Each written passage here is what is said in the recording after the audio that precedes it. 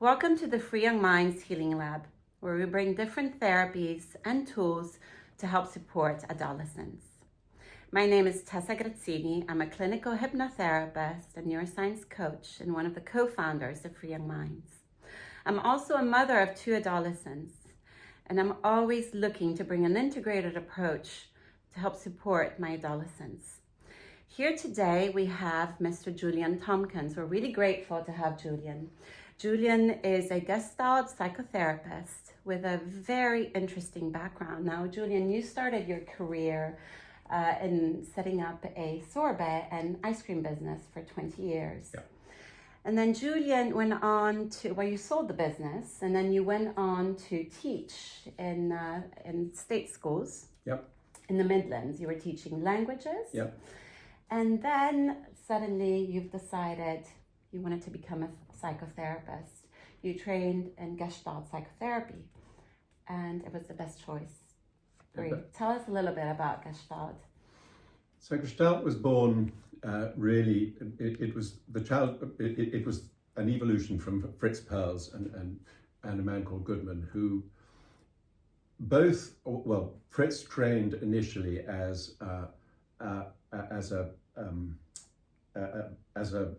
an analyst, and reacted very strongly against the fact that in analysis you have to remain impassive and not bring yourself in at all. And there was a relational aspect that was entirely missing, which he suddenly said, you have to include that there is a meeting that takes place in psychotherapy. And by remaining aloof and detached from that, you're missing out on half the journey. And so he developed this program. And so Gestalt is very much at the opposite end of the psychotherapy spectrum from analysis. And it's very much a relational therapy. And what it does principally is that it looks at and tries to work out, working together with a client, an understanding of process as opposed to being focused on any kind of outcome. So it's about why we do things and why we always wind up getting the same outcome. And in my experience over the 15-20 years that I have been that I trained and have been practicing, people who come to me with a sense that their life course is becoming narrower and slightly more precarious, and they don't have choices, whether it be in their relationships, in their jobs, in the way that they deal with their families, whatever it is, but it feels precarious. And it's sort of kind of, imagine yourself walking across a sort of a bridge without any kind of, a very narrow bridge without any kind of parapet and without any kind of safety net in place.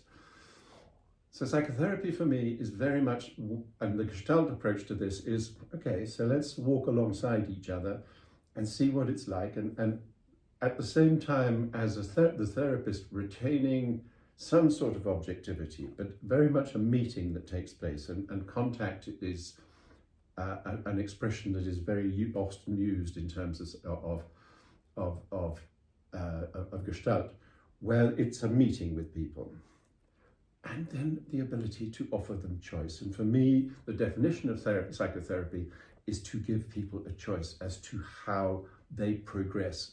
Because ultimately, they may be in a hole, but they have to get themselves out of it. And I as the therapist, can facilitate that, but I can't fix it. Right. You can give them that helping hand. Exactly. Then they have to climb out of it. Exactly. Which is a great metaphor for it. Thank you for Julian. And you work with adults, but you have a special interest with adolescents. You're also a father, and I guess also from your experience in working in schools.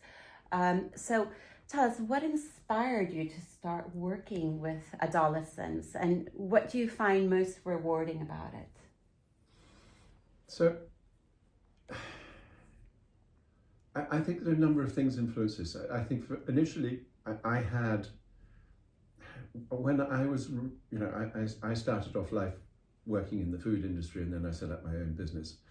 And by the time that my eldest son was 12, 13, around about that time, I suddenly realized that he didn't know me and I didn't know him. And so that was really one of the first things that happened. And that was just before I'd sold my business. And then later on, and I'll come back to that, and later on, when I started teaching, I was working in a series of big state schools up in the Midlands. But the one that I spent most time in, was 8.5 years. I mean, I was a teacher, full-time teacher for 15 years, but 8.5 years was spent in one particular school. And when I interviewed for a job there, it was a failing school, and Ofsted had condemned it really. And so a new boss came in, and I was the most surprised person in the room when they asked me if I wanted the job, and I said yes, but there was something about it that really grabbed me. There were 1,300 children on roll, which is, it's the size of Eton. And of those 1,300 children, the divorce rate in the school between parents was just over 50%. Wow, that's huge. And in fact, it was greater than that because some parents had divorced and then remarried, and their children were in the school but as married couples. But so there was this huge social dysfunction going on in the background. And it coupled up with also at a time when the businesses, when I first started teaching, kids could leave school at 16, having done O-levels or GCSEs, but didn't need to go on to higher education. And by and large, there was a program whereby businesses absorbed these children into training schemes, internships, or whatever it is. But there were industries that took people that had jobs for people who didn't have very good qualifications. And progressively, throughout the end of the 90s and the 2000s, a lot of these businesses closed down. Mm-hmm. And so there were an awful lot of kids who became, I experienced an awful lot of kids who became very disaffected and angry and didn't have any outlook, didn't have anything to go, and it showed in their schoolwork. And invariably the people who were the most disaffected and the most troublesome were the most intelligent. Mm-hmm. And we were failing them. Interestingly, I became a popular teacher, not by virtue of being nice, but because I was thorough as a teacher and kids got good grades. And so very quickly it got around the place that, yeah, you want to be taught by Mr. Tomkins because you'll do okay and you'll get a decent grade. And so in a classroom of 30 odd kids, I had the majority of the kids on side, which meant that obviously in the first 2-3 years of learning how to be a teacher, you have to be a policeman as much as you do a teacher. But eventually that disappeared, and I had a calm classroom. And we had a unit in the school of 30 special needs children with the aim of filtering them back into mainstream education by the time they reached sixth form. And I wound up working with a lot of those children. And so I saw people with ADHD, I worked with people, I had children who were autistic in my room.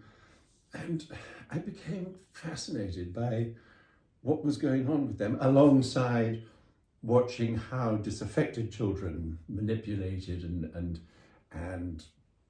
played out their scenarios too. I had at that time also had some personal therapy, became really interested in therapy in general. I had started to train as an adult psychotherapist while I was teaching. And at some point I said to myself, I need first of all to get this side of my learning and develop some, have a bit of experience and develop some clinical experience.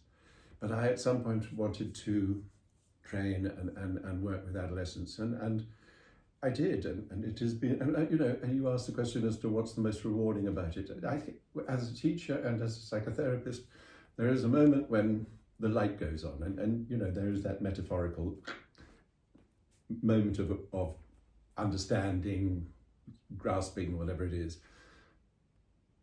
And watching a child who has struggled then run with it and develop it and be able to understand it and use it was hugely gratifying. And it was, it wasn't great big moments, it was little moments. But just cumulatively, it was very rewarding, both as a teacher and as a psychotherapist. Yeah, that's fascinating, Julian. And and also your background, as a teacher. So not only you're an incredible psychotherapist now, but also as a teacher, you're already making an impact when we knew the system was failing these students. And what would you say now today? How does your work impact the lives of young adults and their families? It's such a huge question, and I think one has to start with. I think one has to start with what is going on in the adolescent mind, because it is the period from early teenhood, 13. I mean, even earlier in some cases, particularly with girls, it's earlier, 12. The brain is undergoing a huge, huge change. So all of the structures of infancy and childhood, in a sense, that were hierarchical. They were imposed by school, they were imposed by parents. And when I say imposed, I don't mean that in any pejorative way, but, children thrive when there is a structure. In teenagehood, in adolescence and as teenagers, this all gets questioned big time. But at the same time, what's going on in the brain is that the brain is beginning to prune some of the systems that they no longer need as children and replacing them. And it's very, very much based on experience. But the problem is that, and we now know this from MRI scans and bits and pieces, but the process of change starts at the back of the brain and moves forward.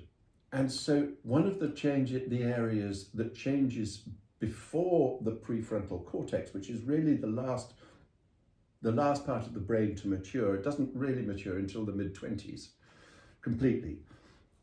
But so the changes to the limbic system, and if you think of the brain as being, here is your brain stem, and this part here is your limbic area, and then you have the prefrontal cortex, so your eyes would be here.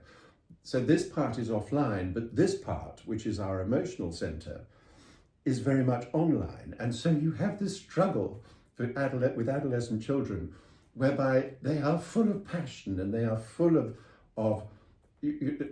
feelings and emotions, and it's very much learning through adolescence is very much an experiential process. And so sometimes we watch our children just go completely off the rails and do things that that defy any kind of logic, and what the hell's going on, sort of thing. And parents despair. Their beautiful 14-year-old daughter at age 16 is suddenly has turned into a goth. Not that I have anything against goth, but turns into a goth and is writing sort of kind of poetry and wanting to die and things like that. And you kind of say, what the, help. So you have to be prepared, and it's slightly extreme because most children actually pass through adolescence absolutely fine. They may revolt a bit, but it is a period of change, and it's a period of change where that our children are growing up and learning how to be adults themselves. And one of the misconceptions is that in this period when children suddenly become sometimes very hostile and very aggressive, actually, one of the things that I've noticed is that one of the things they want most of all is approval, from their parents in particular. Although they may turn around and say, I hate you, and this goes on. And so I would say that in terms of the working with the child, you have to sit there and unpick a little bit of what's going on. And sometimes it's extremely confusing, but as parents, I would say that it's really important that you maintain your boundaries. So, if it's, you can go out with friends, but you've got to be back at 10:30.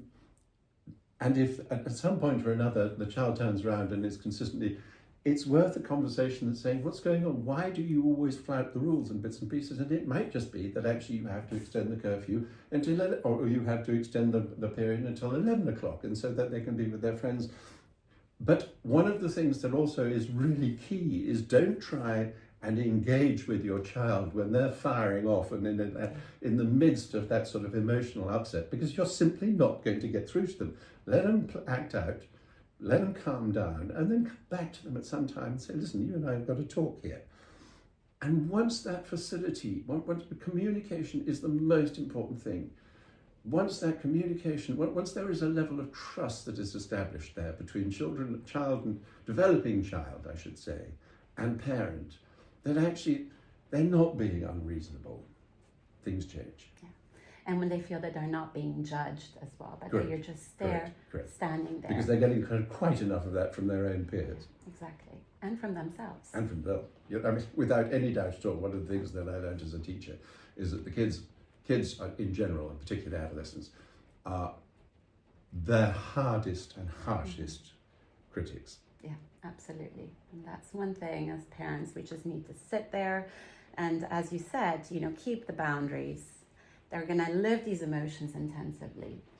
Let them come out, but you stand there knowing, okay, but I'm here when you're ready, and have a proper conversation. Now, some of the challenges, and it's really interesting what you said, it's true, it's a moment of great change in adolescence, and they're testing their own boundaries.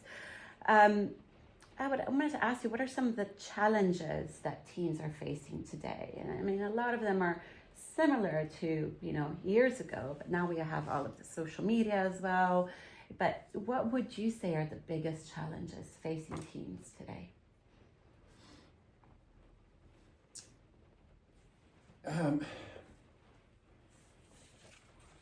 I don't want to sound glib about this, but partly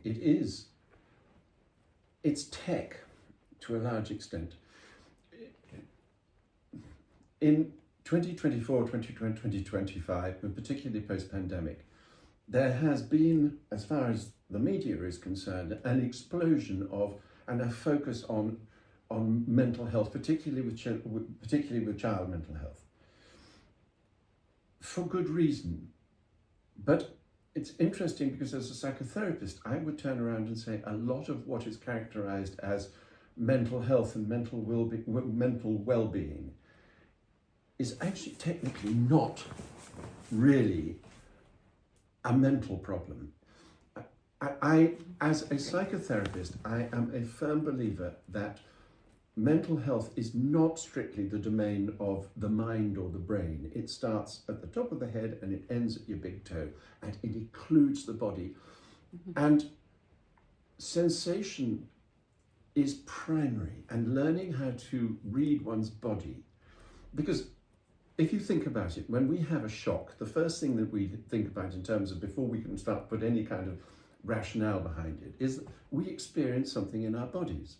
It can be fear, it can be joy, it can be anger, whatever it is, but it starts as a feeling in the body. And if you look at the modern lifestyle, kids spend their time using a variety of social media platforms by which to communicate. But if you look at the mobile phone, one of the things that they simply don't use the mobile phone for is what it was designed to do, which is to be a phone. And I can't tell you the number of times that when I've had an adolescent in here, that, they come in and they're sort of, I think somebody's angry with me. Well, how do you know? Well, because I got this text. And, well, what does the text, what does the text say? Well, and it's a bit ambivalent. So, well, how about talking to them and finding out whether they really are? Oh, I couldn't do that. Mm-hmm. And it's really interesting. And it hit the newspapers. It hit the headlines the other day. A guy called Julian Tomkins on The Atlantic, which is an American publication, but he was bound in our charge saying that mobile phones and the type of communication that we undergo now has in fact actually, I think, strengthened the family group, because as parents and as children, we're constantly texting each other. And what he then went on to say, and in a wider context, so professionally or whatever it is, we also extend out and we reach out to not only to our kin, but to our fellow professionals. And that area is strengthened, but the bit in the middle is the village. It's the people that you live next door to, that you don't know. And one of the things that is taking place here is that kids are terrified of confrontation. They don't know how to manage saying no. They think that immediately, well, there is a danger. I'm making a huge generalization, but there is a danger here that if you say something that somebody is going to disagree with, or that you don't say it perfectly, or whatever, is that it's going to lead to confrontation, and they're terrified of this. And I think it's one of the big things that we have to learn about.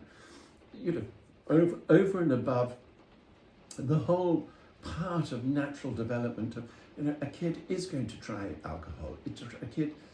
Your child is going to take drugs at some point, or is likely to. I'm not saying they will, but is likely to. And if you turn this into a drama, it becomes a problem. Yeah.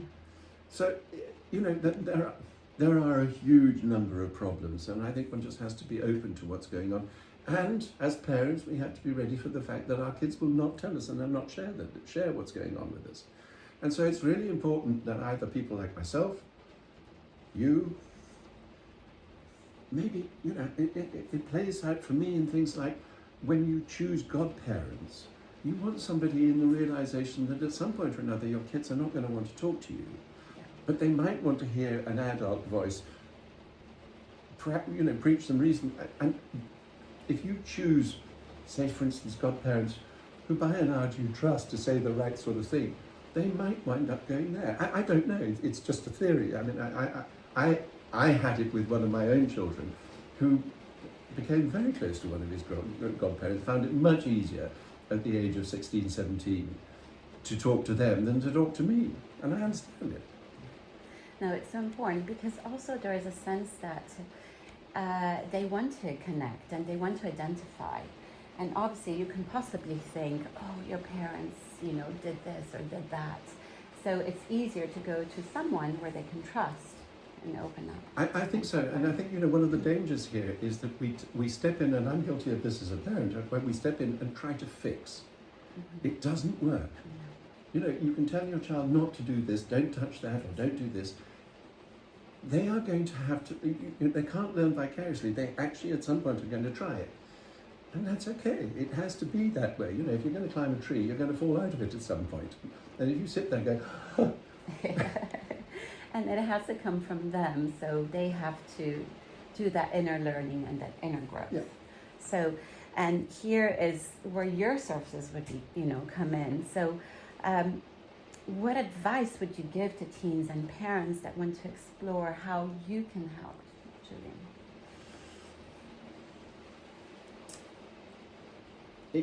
If you look at my website, there's a little clip that I've recorded a little clip of myself, by and large speaking. And I think the first thing I would say is, come and try it. What is it like talking to somebody who actually is trained to listen, who has got an understanding of what's going on? Now, yeah, I'm conscious that there are a number of questions here, but I think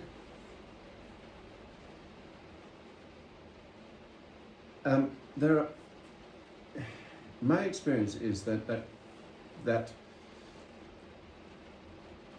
life experiences are. I've slightly lost my train of thought as I was talking here, but I mean it doesn't. I think what I'm really saying is that there are moments when, as a child and as a parent, that breakdown in communication happens.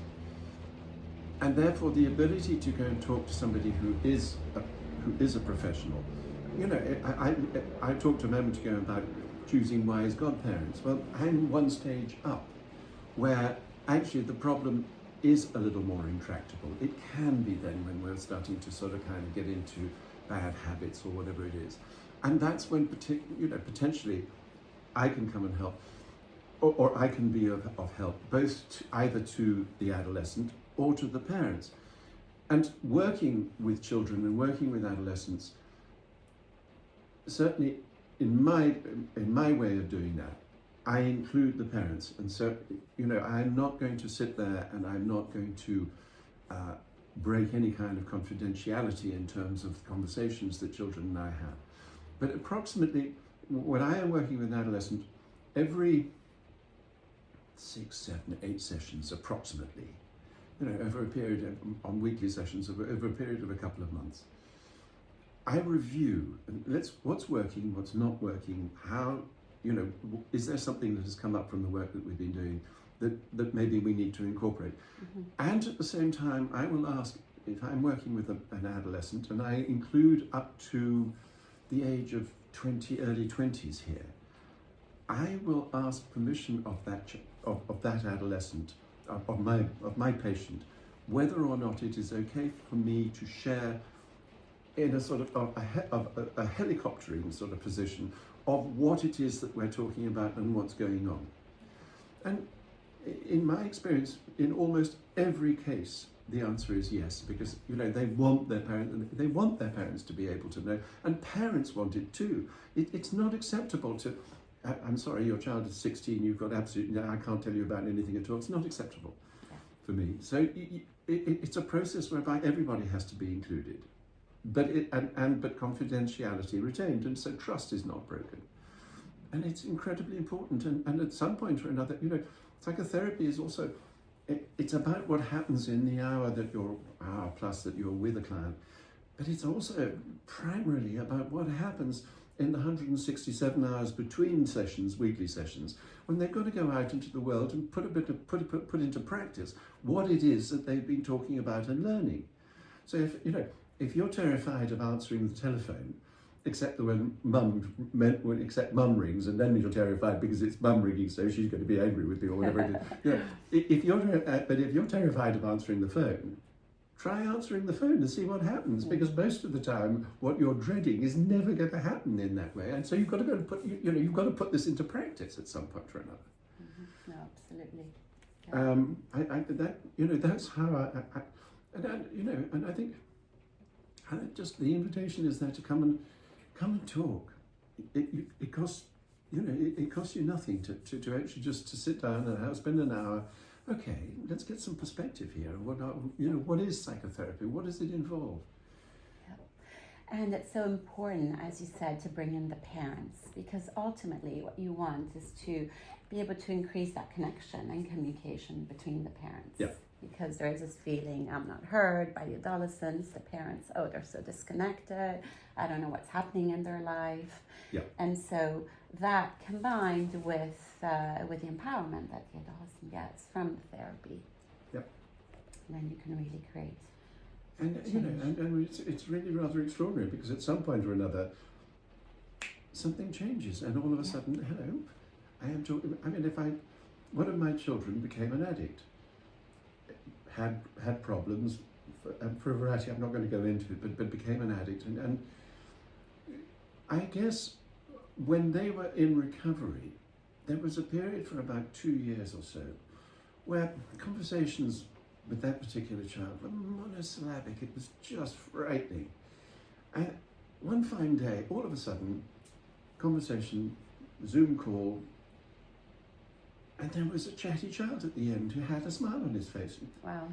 Hello, what have you done with you're an alien, what have you done with my child? And all the rest of it. But something had just snapped, or not snapped, but changed. And all of a sudden, and they had been working, he'd been working in his recovery, and it was there, and it was a wonderful moment. And all of a sudden you suddenly felt that your child was back again. And that really leads into my next question, because as a parent, what was that biggest challenge? I mean, I'm sure this, and what did you learn from it that you can share? It's about communication. It's about maintaining I had to learn not to try. I spent 20 years in running. I spent 25 years in business, and 20 of which were running my own business. And so, running in a business, when things go wrong, you've got to fix it.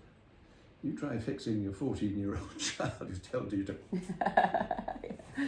it doesn't work. And so one of the things I learned is you can't fix it, but you can stay there as somebody who is open and available. If you've got to play it right as a parent, and I think I learned that the hard way. Mm-hmm. But and every situation is different, and what applied in my family is not necessarily going to apply in yours or anybody else's. But you've got to find that way, and if you try, a part of the whole process of maturation is, as I said earlier on, the structures of childhood are being dismantled, and they're trying to learn how to set that up, and so. But structure is still needed, which is why I said that boundaries are needed as to what is acceptable behaviour and what isn't acceptable behaviour. But how you apply that changes. Right. You have to give them space. There has to be a recognition that you may never actually get it verbally, but there has to be a recognition that they got this wrong, or that they balls that up, or whatever it is, and they have to learn the hard way. And eventually somebody will come along and say, "Listen, I'm sorry, I was a mud." And so it is about communication. It's about keeping the door open. Yeah. And they do come along eventually, in most cases, and recognize. Yeah, they do. Yeah, absolutely. Yeah. And that's the experience. Oh, great! That's it's really interesting, Julian. My next question, really, it's the tricky one, is what is the one thing you'd like people to know about you? So,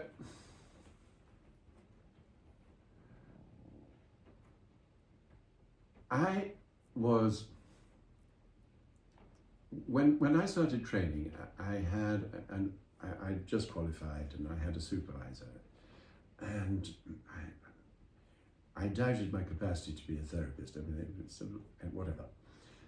There was a side of me that was a bit sort of inclined towards perfectionism, and my supervisor, Michael Phil, said to me one day, "Julian, it takes about 10 years to feel comfortable in the therapist chair." And I said, "Phil, off. I'm going to do it far faster than that." And he was absolutely right. And even now, there are moments when I am sitting with a patient, with a client, and they say something, and all the knowledge, all the reading, all the learning, all the, all the sort of the therapy stuff sails majestically out the window, and you're left sitting there saying, "What the bloody hell do I say now?" And for years, initially, while having sort of kind of chronic, I sat there going, "Oh God," and sort of chicken in the head, or whatever it is, in the headlights. And one fine day, I was working with a client, and they said something, and then that happened. And I went forward and I said, "Listen, I actually really cannot imagine it. Tell me about it." And this great smile appeared on her face, and she said she felt met, and it was a real seminal moment for me. Okay, this is an introduction to your question, but so much comes in from, those are the moments when life experience comes in, when actually everything that you've read in a book simply doesn't apply anymore. You've got to, can I imagine what that might be like? Have I been there? Do I know somebody who's been there? Do I have any kind of clue that allows me to sort of anchor myself around this? And when you don't, you have to be honest and say, "No, come on, talk about it, so that you can actually join in." Now, in my particular, as I said, I alluded to the fact that one of my children became an addict. I had my own issues with dependency, from which it took a certain amount of time. I mean, I went out when I had eventually sold my business. There was a moment when all of a sudden the demons, I went into a very dark place, and partly because physically I also had a problem, in the sense that in my early 30s, I was diagnosed with a condition called focal dystonia. And by and large, I have lost the ability to the fine musculature in my hands. So I was right-handed, I couldn't write anymore, and it was a real problem. And they put me on drugs, and they didn't work, and all the rest of it. I had to learn to write with my left hand, which I could do. It took about 3 months, and so I had to do this major adaptation.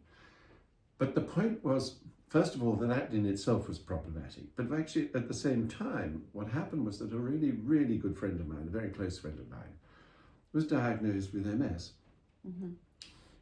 And his symptoms were pretty identical to mine at the outset. Stiffening of the limbs, difficulty moving, difficulty doing things that we taken for granted. And it took the medical establishment in their wisdom about 3 years to work out what the hell was wrong with me. And so it was a really, really difficult time. And as a result of which I went into therapy. And it brought up all sorts of things. I had a very loving but somewhat dysfunctional family, and all of that came into play and all those without going into a huge amount of detail. But that came out. And so I think that the answer to your question is that in many cases, I've been there. There's very little that I can't identify with, that a client is going to come in and be an adult or an adolescent, that I can't in some way identify with. And I am talking about life experience. I'm not talking about what you've learned out of a book. That is important, you need that. But actually I'm talking about life experience. And it is about, it's about being able to do that and remain grounded and not, I've had enough of the emotional roller coasters. I absolutely recognise that when you are on one of those kind of roller coasters, life is difficult. Yeah. Really difficult. And it's your also own personal healing journey. It's really interesting as well how you were able to recover, mostly from the dystonia, from just with the power of working with your inner mind, visualizing. So as I said, I was put on the medication, which had horrific side effects. I mean, I went doolally. And so I stopped and lived with it. I was probably 36 by the time I got a full proper diagnosis of what it was. And it could have happened in 5 minutes, in the sense if somebody had sent me to an MRI earlier on, because I have very minimal brain damage, probably caused at birth because I was breech and there were complications. And so, but over the period of time, I had a hand that was very uncomfortable. It tended to sort of kind of go into spasm, and through mindfulness, through breathing, through learning how to ground and really center yourself, I worked. It also taught me about the value of working with the body and really. I would sit and meditate and visualize what was going on with the musculature and either in my arm or what was going on in my head. And I'm now in my 60s. I have regained probably 60 to 70% of the use of my hand again, just through that, through focusing. Through focusing. Yeah. Visualizing, focusing, meditating, mindfulness, and being with and being okay with. And there's so much research these days on the power of the awareness and able to really rewire our brains. Absolutely. And we know the mind's connected to the body, the thoughts create those feelings, these actions, and by being in contact with your body. I mean, these are incredible tools that we can really teach adolescents today. Absolutely. That they can equip themselves. Absolutely. That brain plasticity that you're talking about is absolutely in the forefront of what's going on in the adolescent brain. Yeah. It is about relearning and reshaping and creating new neural pathways. Yeah. It's very important. And of course, and what we now learn is that it doesn't end in adolescence. We can go on reshaping our brains all the way through our lives. Absolutely. Yeah. It's key. It's key, and you've seen it firsthand, the effects. Thank you, Julian. Lastly, I wanted to ask you, what is that one thing you want to leave parents and teens, that one tip that they can use to manage their challenges?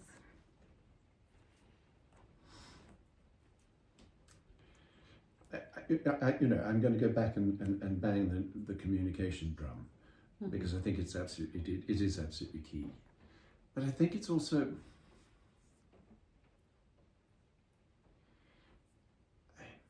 it is about remaining grounded in some way, of not reacting, or the danger is that if you react emotionally to somebody who is in an emotional state, you're not going to get anywhere, and everybody gets frustrated. at the same time, as a parent, the number of times when I sort of, one's children do stupid things and you're angry. But anger is fundamentally a very healthy emotion. When I turn around and say, listen, you were an idiot, you did this, don't do it again, and, give them, they may go away with their tail between their legs saying, well, that was a bit harsh. But actually, if you keep it about what it is that they did, that is healthy. If you turn around and say, and you did this, and you do this, and you always do this, and then there's that, then it turns into an attack, and that's absolutely of no use to anybody. You've got to keep it specific, you've got to keep it relevant. And I think one of the other things that I think is interesting, it's just something that crept into my mind, and one of the other things that we are in danger of as parents is I'm talking about criticizing, but it's incredibly important to praise, but to praise appropriately. If you turn around and say, you're wonderful, you're brilliant, all the rest of it, sooner or later your child's going to turn around and say, push off, I'm not taking it. Actually, if you turn around and say, and if you keep it specific, when you did this, I was so proud of you. If you did this fantastically, or whatever it is, then the ability to take in the praise happens.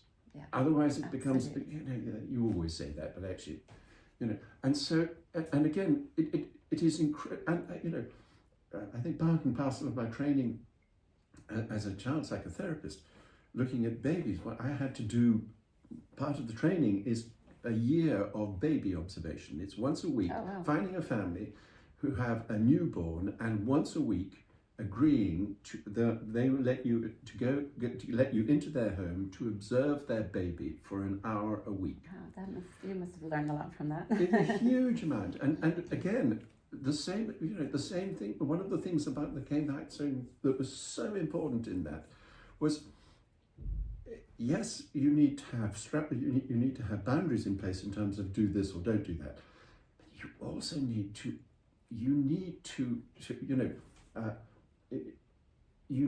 praise. You need to allow children to feel good about something that they've done, and it's done through tone of voice. It's done through proper empathy. When you look somebody in the eyes and say, well done, if you're being insincere, they're going to know it. It comes back to that moment when I was talking about, when all of a sudden you're sitting there going, what the bloody hell do I say now to something that the client has just said? If you try and blag it by turning around and saying, well, I'll find my way through this. The person sitting in the chair is the client saying, he doesn't know what I'm doing, he doesn't know this. Mm-hmm. If you turn around and you're honest about it, boom, connection. You maintain the connection. Yeah, and that's a great tip. I mean, obviously, we'll go back to anger, but praising is so important, but praising just, naming the praise and not just you're amazing and great, but naming it.